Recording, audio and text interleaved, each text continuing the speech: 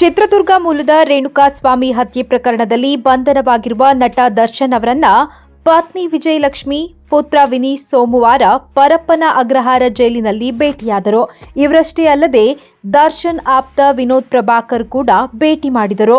ಪರಪ್ಪನ ಅಗ್ರಹಾರ ಜೈಲಿಗೆ ದರ್ಶನ್ ಪತ್ನಿ ವಿಜಯಲಕ್ಷ್ಮಿ ಹಾಗೂ ಮಗ ವಿನೀಶ್ ಕಪ್ಪು ಬಣ್ಣದ ಕಿಯಾ ಕಾರಿನಲ್ಲಿ ಆಗಮಿಸಿದ್ದರು. ಮೊದಲು ಜೈಲಿನ ಚೆಕ್ಪೋಸ್ಟ್ ಸಮೀಪ ಕಾರು ನಿಲ್ಲಿಸಲಾಗಿತ್ತು. ಆಗ ಮಾಧ್ಯಮಗಳ ಕ್ಯಾಮೆರಾ ಕಂಡು ವಿಜಯಲಕ್ಷ್ಮಿ, ವಿನೀಶ್ ವಾಪಸ್ ತೆರಳಿದರು. ನಂತರ ಬೇರೊಂದು ಕಾರಿನಲ್ಲಿ ಜೈಲಿನ ಬಳಿ ಬಂದರು. ಆಗ ಮಾಧ್ಯಮಗಳ ಕಣ್ತಪ್ಪಿಸಿ ಜೈಲಿನ ಒಳಗೆ ದರ್ಶನ್ ಪತ್ನಿ ಹಾಗೂ ಪುತ್ರನನ್ನ ಪೊಲೀಸರು ಕರೆದೊಯ್ದರು. ದರ್ಶನ್ ಪತ್ನಿ ಹಾಗೂ ಪುತ್ರ ಭೇಟಿ ಮಾಡಿ ಹೊರಟ ಬಳಿಕ ನಟ ವಿನೋದ್ ಪ್ರಭಾಕರ್ ಅವರು ಕೂಡ ದರ್ಶನ್ ಅವರನ್ನ ಭೇಟಿ ಮಾಡಿದ್ರು.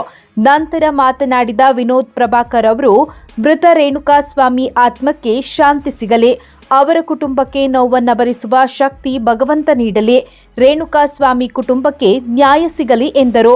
ಈ ಘಟನೆ ಆಗ್ಬಾರ್ದಾಗಿತ್ತು. ನಿಮ್ಗೆ ಎಷ್ಟು ಗೊತ್ತಿದೆಯೋ ಅಷ್ಟೇ ನನಗೂ ಗೊತ್ತಿರೋದು. ನಾನು ದರ್ಶನ್ ಸರ್ ಅವರನ್ನ ಭೇಟಿ ಮಾಡಿ 4 ತಿಂಗಳು ಆಗಿತ್ತು. ಅವರ ಹುಟ್ಟುಹಬ್ಬದಂದು ಭೇಟಿ ಮಾಡಿದ್ದೆ. ಮಾಧ್ಯಮಗಳಲ್ಲಿ ಬರುವುದನ್ನ ನೋಡಿ ವಿಚಾರ ತಿಳಿದುಕೊಂಡೆ.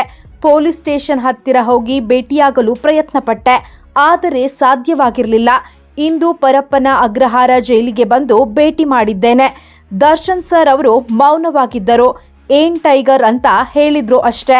ಅವರಿಗೆ ಶೇಕ್ ಹ್ಯಾಂಡ್ ಮಾಡಿ ಬಂದೆ, ಬೇರೆ ಏನು ಮಾತನಾಡಿಲ್ಲ ಎಂದರು. ವಿಜಯಲಕ್ಷ್ಮಿ ಅವರು ಬಂದಿದ್ದು ನನಗೆ ಗೊತ್ತಿಲ್ಲ. ನನ್ನ ಒಂದು ರೂಮ್ನಲ್ಲಿ ಕೂರಿಸಿದ್ದರು. ಯಾರು ಬಂದಿದ್ದಾರೆ ಅಂತ ನಾನು ನೋಡಿಲ್ಲ. ಈ ಪ್ರಕರಣ ಬಹಳ ಗಂಭೀರವಾಗಿದೆ. ಪೊಲೀಸ್ ತನಿಖೆಯಲ್ಲಿ ಕೇಸ್ ಇದೆ. ಏನು ಮಾತನಾಡಬೇಕು ಎನ್ನುವ ಕ್ಲಾರಿಟಿ ನನಗಿಲ್ಲ. ಅದಕ್ಕೆ ಅವರನ್ನ ಭೇಟಿ ಮಾಡುವವರೆಗೆ ಮಾತನಾಡಬಾರದು ಅಂದುಕೊಂಡಿದ್ದೆ. ಕಾನೂನಿಗಿಂತ ಯಾರೂ ದೊಡ್ಡವರಿಲ್ಲ. ಎಲ್ಲರಿಗೂ ನ್ಯಾಯ ಸಿಗಲಿ ಎಂದು ವಿನೋದ್ ಪ್ರಭಾಕರ್ ಹೇಳಿದ್ರು. ಸದ್ಯ ರೇಣುಕಾಸ್ವಾಮಿ ಕೊಲೆ ಕೇಸ್ನಲ್ಲಿ ನಟ ದರ್ಶನ್ ನ್ಯಾಯಾಂಗ ಬಂಧನದಲ್ಲಿದ್ದಾರೆ. ಪರಪ್ಪನ ಅಗ್ರಹಾರ ಜೈಲಿನ ಬ್ಯಾರಕ್ ನಂಬರ್ 3ಯಲ್ಲಿ ನಟ ದರ್ಶನ್ ಕಾಲ ಕಳೆಯುತ್ತಿದ್ದಾರೆ. ಕೊಲೆ ಕೇಸ್ನಲ್ಲಿ ದರ್ಶನ್ ಬಂಧನವಾದ ಬಳಿಕ ಪತ್ನಿ ವಿಜಯಲಕ್ಷ್ಮಿ ಅವರು ಅನ್ನಪೂರ್ಣೇಶ್ವರಿ ನಗರ ಪೊಲೀಸ್ ಠಾಣೆಗೆ ಭೇಟಿ ಕೊಟ್ಟು ಪೊಲೀಸರ ವಿಚಾರಣೆ ಎದುರಿಸಿದ್ದರು. ಇದಾದ ಬಳಿಕ ವಿಜಯಲಕ್ಷ್ಮಿ ಅವರು ದರ್ಶನ್ ಅವರ ಪರವಾಗಿ ಕಾನೂನು ಹೋರಾಟವನ್ನ ನಡೆಸುತ್ತಿದ್ದಾರೆ.